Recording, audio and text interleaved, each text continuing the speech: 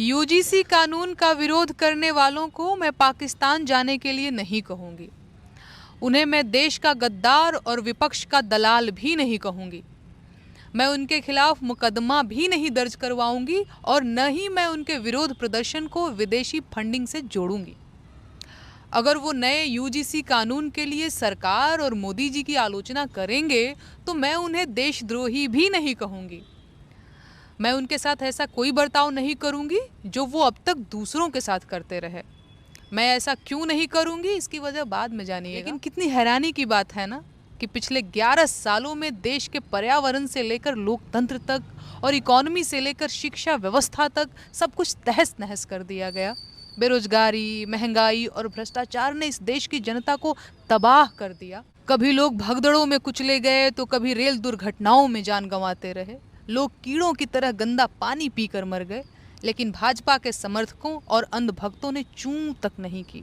लोग बीच बाजार पीट पीट कर मार डाले गए, बेटियां रेप करके मार डाली गईं, पूरी की पूरी बस्तियां जमींदोज कर दी गईं। लेकिन मजाल है कि सरकार से किसी ने 4 कायदे के सवाल पूछ लिए हों। उल्टा सवाल पूछने वालों को बेइज्जत किया गया और उन पर मुकदमे दर्ज किए गए। लेकिन जैसे ही सरकार ने कुछ लोगों को उत्पीड़न और पक्षपात से बचाने के लिए कानून बनाया, इन अनभक्तों और सरकार समर्थकों को ये कानून अपने खिलाफ लगने लगा। इनका सारा देश प्रेम और राष्ट्रवाद किनारे लग गया और ये लोग सरकार को लगे गरियाने। मेरा यकीन कीजिए, अगर विरोध की यही ऊर्जा देश के बाकी ज़रूरी मुद्दों पर खर्च की गई होती, इसी तेजी से सरकार से उसकी जिम्मेदारियों पर सवाल पूछे गए होते, तो आज देश की 80 करोड़ जनता सरकारी खैरात के भरोसे जिंदा न होती।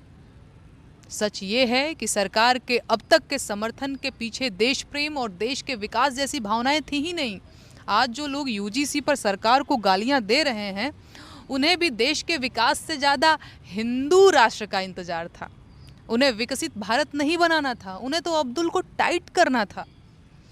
वो भूल गए थे कि ये देश एक लोकतंत्र है और ये संविधान से ही चलेगा।